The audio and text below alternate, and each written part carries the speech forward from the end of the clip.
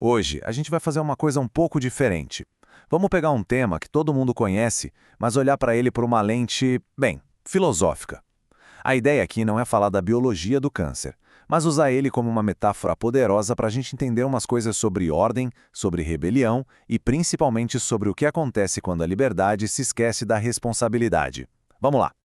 Para a gente começar essa viagem, a gente precisa partir de uma pergunta. Uma provocação, na verdade. E se a gente pensasse no corpo humano não só como uma máquina biológica, mas como uma sociedade super complexa e organizada? Guarda essa ideia, porque ela é a chave para tudo que a gente vai conversar hoje.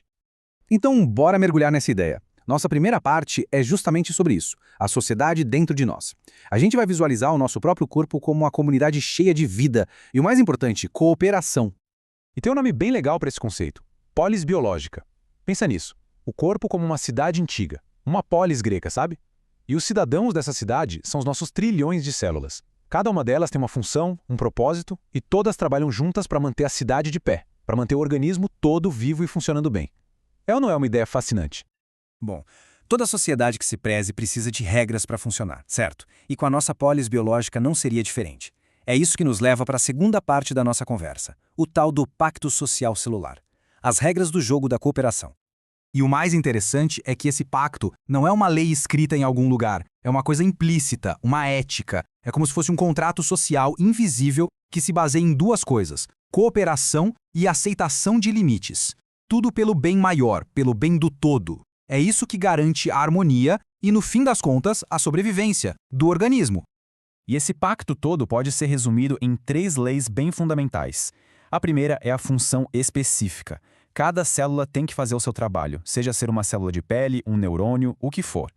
A segunda é o limite de crescimento. Elas recebem sinais para parar de se multiplicar e elas têm que obedecer.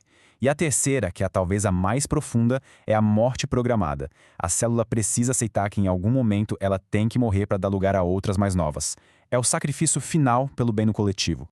E aqui que a nossa história ganha um vilão, um conflito. O que acontece quando um desses cidadãos da nossa polis perfeita resolve simplesmente rasgar o contrato social? Aí é que surge a figura da célula rebelde. Olha, esse slide aqui mostra a diferença de um jeito muito claro. De um lado, o cidadão celular normal, o exemplar.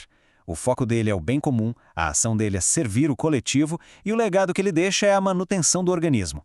Do outro lado, a célula rebelde.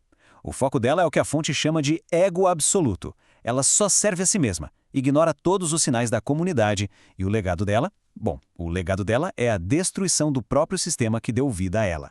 Então, o ponto crucial aqui é entender que essa rebelião não constrói absolutamente nada. Não é uma revolução que busca algo melhor. É pura anarquia egoísta. É uma expansão que só sabe consumir sem criar nada em troca. No fim, é só destrutiva. E toda essa rebelião nos leva, finalmente, ao ponto alto filosófico da nossa análise, ao conceito de liberdade sem responsabilidade. É aqui que a biologia vira uma lição de vida. A célula cancerosa, então, vira um símbolo muito poderoso. Ela representa exatamente aquele momento em que o indivíduo se esquece de que a sua existência só faz sentido de verdade dentro de uma comunidade. É a quebra total com a ideia de um legado coletivo, de construir algo que permaneça além de si mesmo. E a fonte que a gente usou resume isso numa frase que é, olha, perfeita. A tragédia da autonomia sem ética. É a busca pela independência a qualquer custo, mas uma independência vazia, sem nenhuma consideração pelo outro, sem nenhum senso de dever com todo. E aqui a gente amarra tudo com a definição final.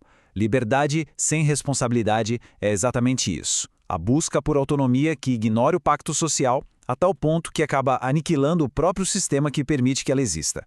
É um paradoxo terrível, né? Na sua busca por vida infinita, a célula rebelde causa a morte de todo o organismo e, no fim, a dela também.